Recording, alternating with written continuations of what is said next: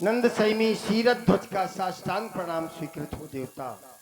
राजेंद्र, प्रणाम किया गया और प्रणाम करने का प्रतिफल होता है आशीर्वाद। इस संसार में कोई भी ऐसा प्राणी नहीं होगा जो अधिक समय तक जीवित ना रहना चाहता हो। सब कोई चाहता है कि हम अधिक समय तक जीवित रहें, हमारी आयु अधिक हो। इस संसार में कोई भी ऐसा प्राणी नहीं होगा जो यश ना चाहता हो, अपना नाम ना चाहता हो कि मेरा नाम हो। हर प्राणी ये चाहता है कि मेरे पास अधिक बल हो, यश हो, अविद्या हो। लेकिन विचार करो ये चारों चीजें मिलेगी कहां? तो बताया गया अभिवादन शीलस नित्यम वृद्धोपसे बिना चत्वारि तस्य वर्धन्ते आयुर्विद्या यशो बलम। जब व्यक्ति अपने से बड़ों के आगे झुक जाता है तो उसको चार चीजें स्वतः ही प्राप्त हो जाती हैं, आयु, विद्या, यश और बल। प्रणाम किया है, नैतिक कर्तव्य बनता है कि आशीर्वाद स्वरूप कुछ न कुछ अवश्य प्रदान करें। और तुम्हारा जीवन तो वैसे भी मंगल में है, और जब घड़ा पूरा भरा हो तो उसमें और जल डालने की आवश्यकता नहीं होती।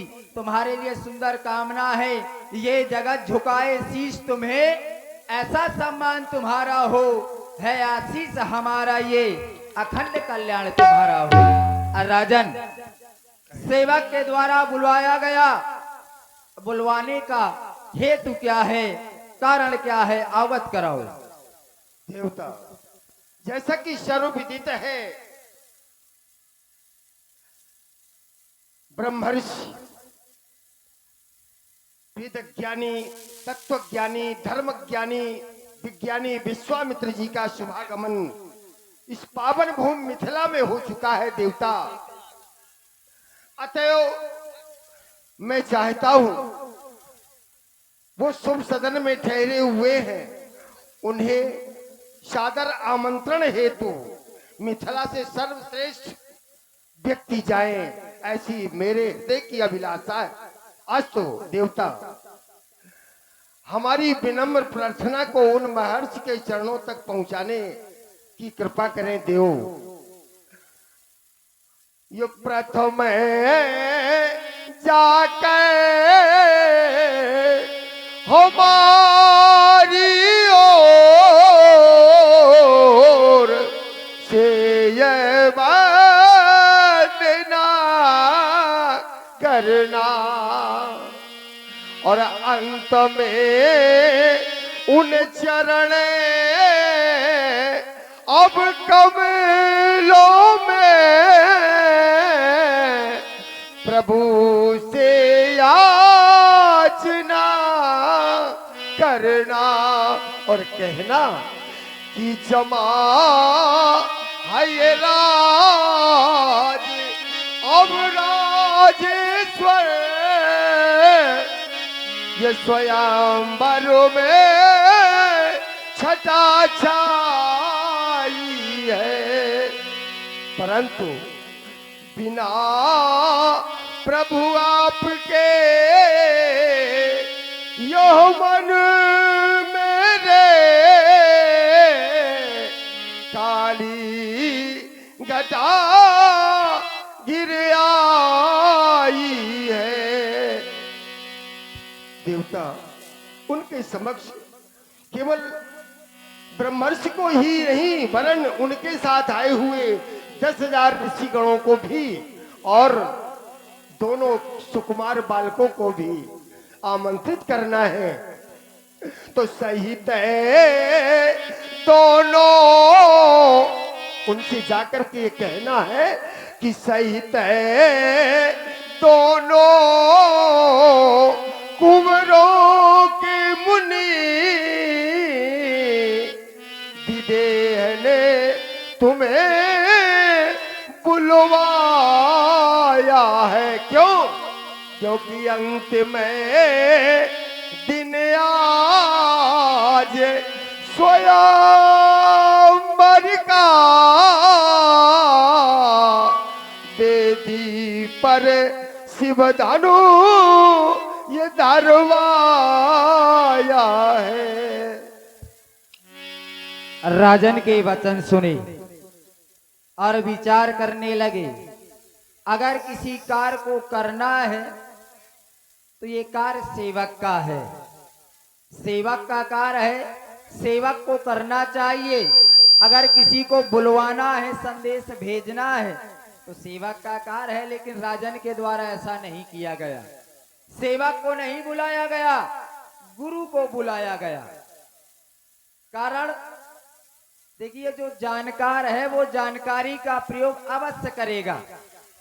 और राजा जनक इस बात को जानते हैं कि ये आत्मा उस परमात्मा से तब तक नहीं मिल सकती जब तक किसी महात्मा का संयोग ना हो। महामुनि विश्वामित्र जी के साथ जो है वो है परमात्मा, और राजा जनक अपनी आत्मा को इस महात्मा के संयोग से मिलाना चाहते हैं।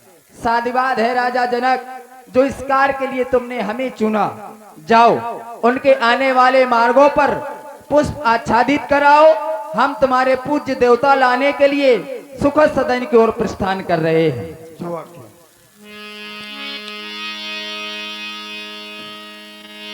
अरे कौशिक मुनि पही तुरंत पठाए,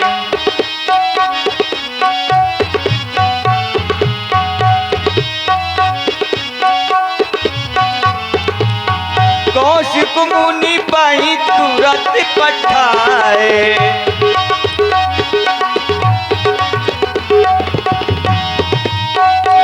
आइए, मिथिला विद्यालय के कुलाचार्य अहिल्यात ने तुम्हारा स्वागत है।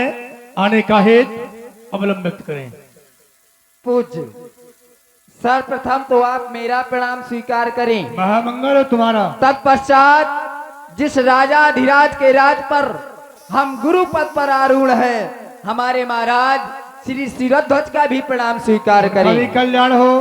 और महाराज के द्वारा आपके श्री चरणों में एक विनय भेजी गई है। आपका आदेश हो तो मैं आपके श्री चरणों में वो विनय प्रस्तुत करूं। ईश्वर, विनय तो स्वयं की जाती है, तो विनय को लेकर आज तुम आए हो, और विनय लेकर जाना एक सेवक का कार्य होता है, पर आज विनय लेकर तुम आए हो।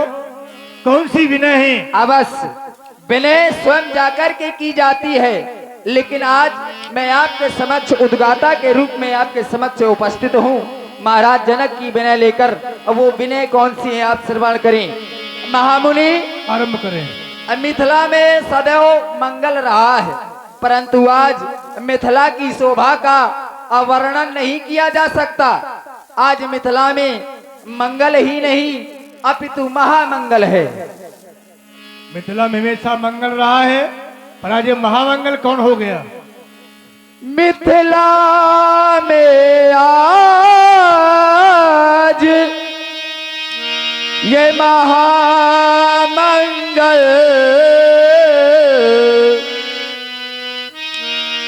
ने पुणे रंग भूमि सजाई है।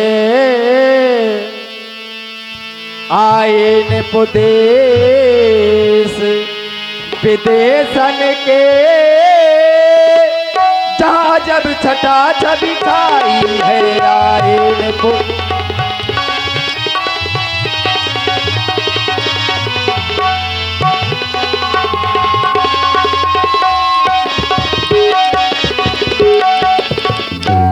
पूर्वी पछांगी और दक्षिणांगी, ये उत्तरी बंगवासी आए हैं।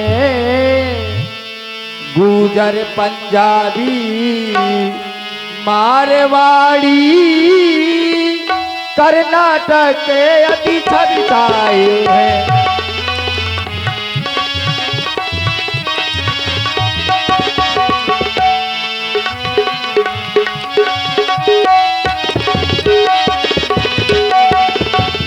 ब्राह्मण क्षत्रिय और वैश्य से उच्च ब्राह्मण ब्राह्मण ब्राह्मण ब्राह्मण ब्राह्मण ब्राह्मण ब्राह्मण ब्राह्मण ब्राह्मण ब्राह्मण क्षत्रिय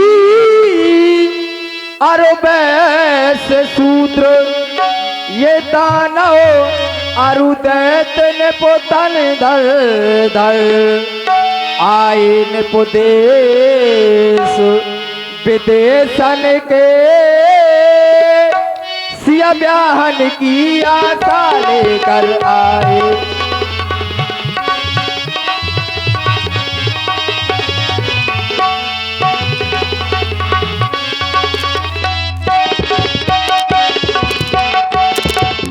और इतना ही नहीं महामुनि, महाराज कहा था कि बतलाए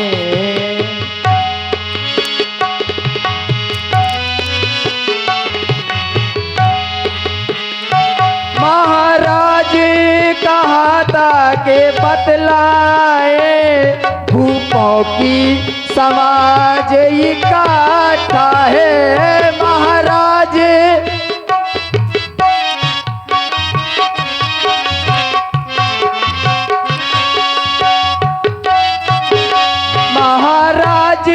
कहा था के बतलाए भूपों की समाज इकट्ठा है। कोई भुजठों के मूछे थे,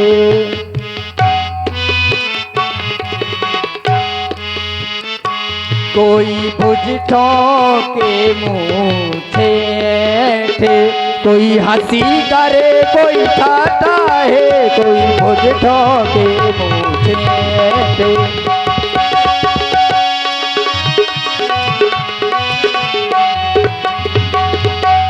और इतना ही नहीं महामुनि, स्वयंवर को चलते चलते 11 माह 29 दिन व्यतीत हो चुके हैं। आज स्वयंवर का अंतिम दिवस है। अंतिम दिन आज स्वयंवर का, स्वयंवर का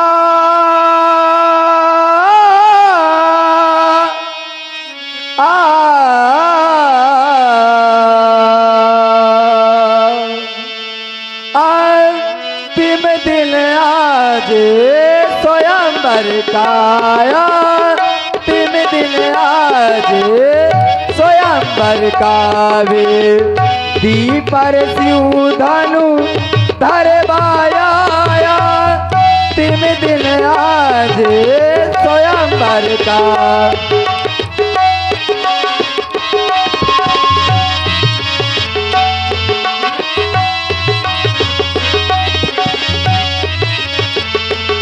अंतिम दिन आज स्वयंवर का वे दीपर शिव धनु धरवाया था। या कर उनकी विनय सुनेदा, या कर उनकी विनय सुने भूपत ने तुम्हें बुलवाया है दा। या कर उनकी विनय सुने।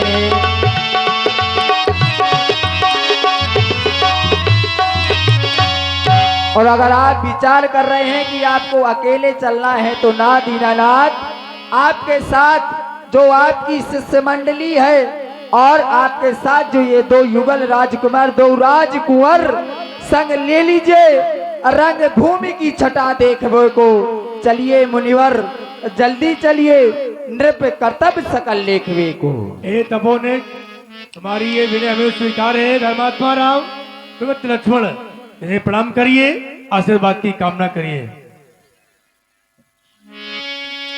हर से परम पूज्य बोल दे दो भाई। पूज्य सदानंद जी का परिचय प्राप्त करवाया गया और आदेश भी दिया गया प्रणाम करने का। प्रणाम करने की 3 कोटियां बताई गई, मनसा वाचा कर्णमा। हे महर्षि, आप हम दोनों बंधुओं का प्रणाम स्वीकार करें। व्यास जी ऋषिवर को करें प्रणाम, हम हाथ जोड़ दो भैया।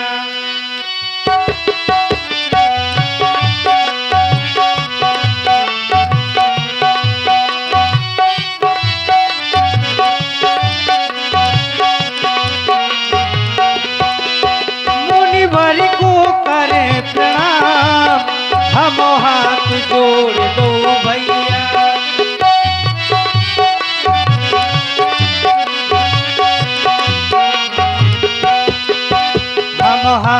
जोड़ दो भैया हम राम लखन दो भैया हम हाथ जोड़ दो भैया हम राम लखन दो भैया ऋषिवर को मुनिवर को करे प्रणाम हम हाथ जोड़ दो भैया ऋषिवर को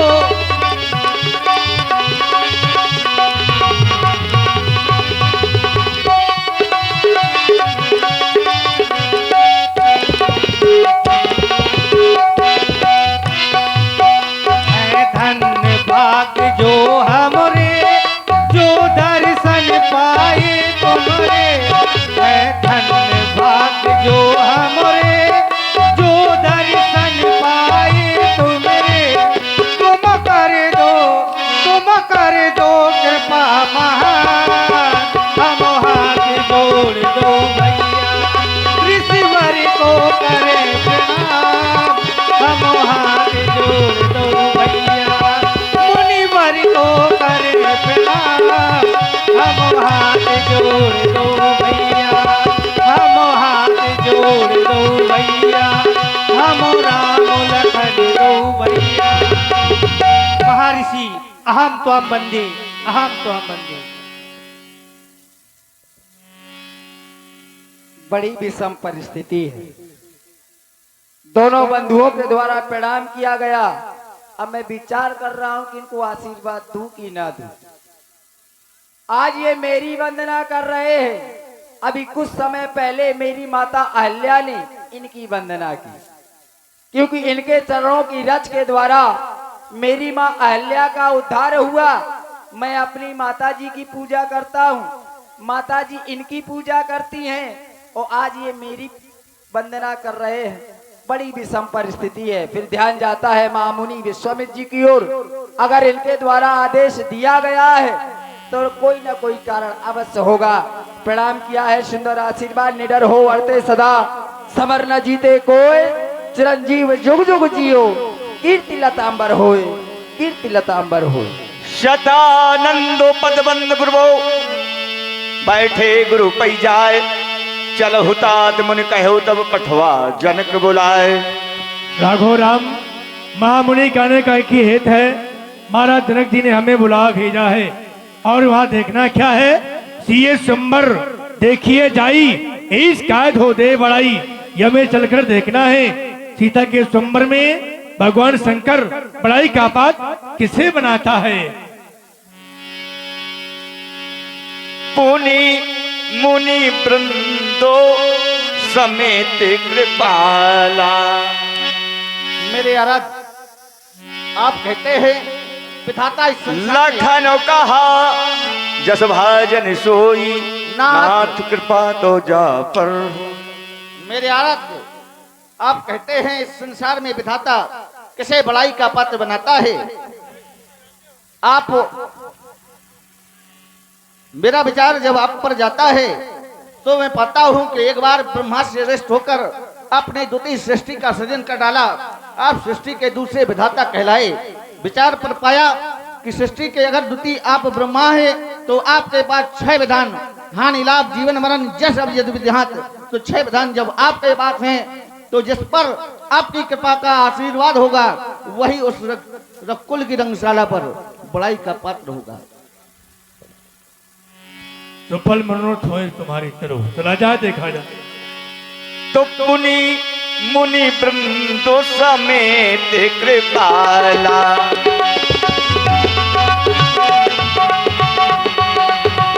पुनि मुनि वृंदो समेत कृपाला।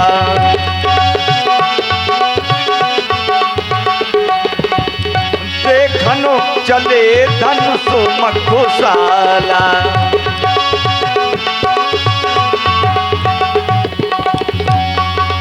जब वहां पर पहुंच गए तो आप ये नौरस की झांकियों का सुंदर